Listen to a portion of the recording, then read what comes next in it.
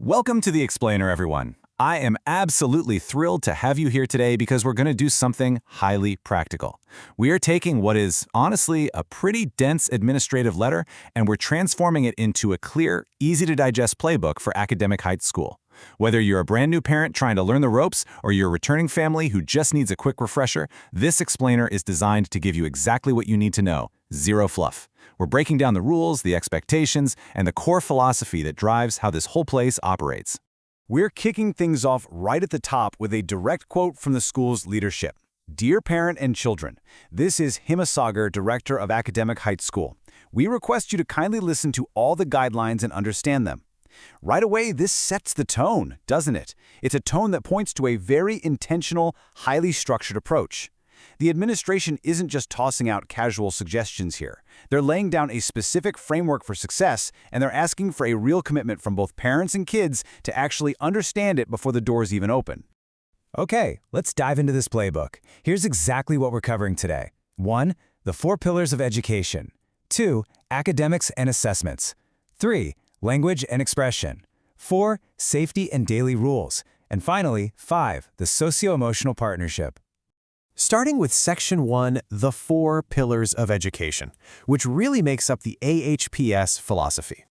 Before we get into the nitty-gritty day-to-day rules, we absolutely have to understand the school's foundational philosophy. They explicitly define education through these 4 pillars: physical development, socio-emotional maturity, logic and language, and art and creativity. What's absolutely crucial to grasp here is that literally every experience within those walls maps directly back to this definition. Every operational rule, every syllabus tweak, every disciplinary action we're about to cover, it all traces its roots right back to this 4-part framework. They are looking at the whole child, not just a test score. Moving on to Section 2, Academics and Assessments, where we look at structuring the learning. So, shifting focus to how this big picture philosophy translates into actual syllabus management. The number 2 is the magic number here. The syllabus is cleanly divided into 2 terms. And hey, quick practical tip for parents to ease that back-to-school rush. You only need to submit Term 1 books initially. Seriously, there's no need to haul an entire year's worth of materials on day 1. Teachers will guide you on the exact requirements, which keeps the physical burden super light for the kids. Now, what's really interesting is how they approach testing. It's not a one-size-fits-all situation. The guidelines detail 2 distinct kinds of assessments: multiple assessment and written assessment. The stated goal here is to explicitly address the diversity of student talents, because let's face it, not every student shines on a traditional written exam, right? So by offering multiple formats, the school ensures they can accurately measure progress across those 4 educational pillars we just talked about. If you're bringing a new student into the mix, listen up because this update is for you. The school totally anticipates that some kids might miss the April syllabus, but instead of letting them fall behind, the school promises to send ready-made materials and run brief revisions. But here's the best part.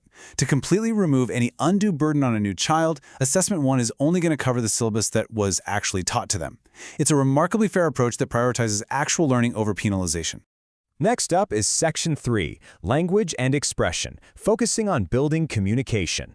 When it comes to choosing a second language for primary kids, the policy is crystal clear. If you're from a Telugu-speaking background, or if it's your mother tongue, the school strongly recommends taking Telugu as that second language. The exception to this rule? It is exclusively for students who hail from a non-Telugu background.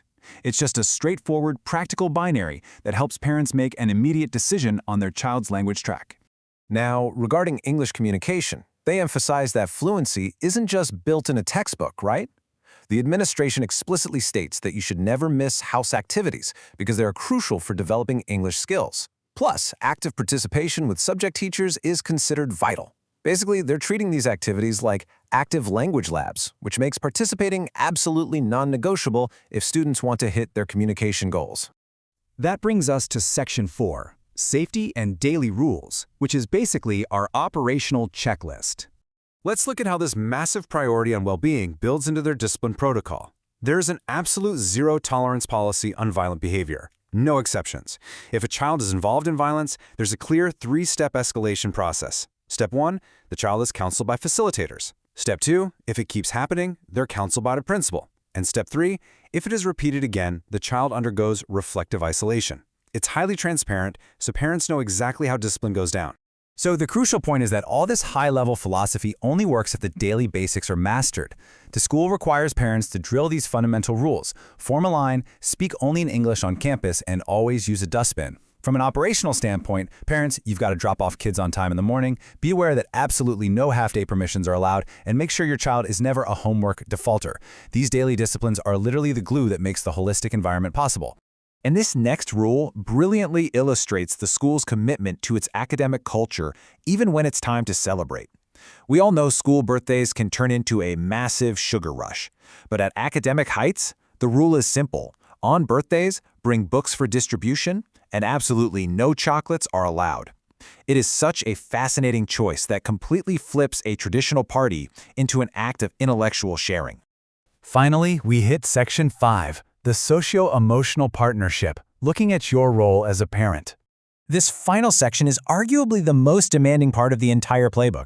The socio-emotional development of all kids is a massive priority here, but the school doesn't do it alone. They use a variety of collaborative tools to build a child's socio-emotional quotient. Sure, there's traditional children's homework, but there are also workshops, counseling sessions, and, get this, parent homework. This is a profound indicator that education here is a true, active joint effort between the institution and the home. But here is the absolute game changer for this academic year. Starting right now, self and parent assessment is no longer optional. It is officially mandatory. And it doesn't just stop at simply participating. This assessment actually carries a formal proficiency level. The school is literally grading the partnership and involvement of the parents to make sure the home environment aligns with those 4 pillars of education. So, what does this all mean for you? It leaves us with a pretty provocative question to close out our explainer today. Knowing that the school requires total adherence to daily rules, active participation in language development, and now a graded evaluation of your own involvement at home, are you prepared for your parent proficiency assessment? And how will you actively shape your child's holistic education alongside Academic Heights? Thank you so much for joining me for this breakdown. Keep learning, keep engaging, and I'll catch you in the next explainer.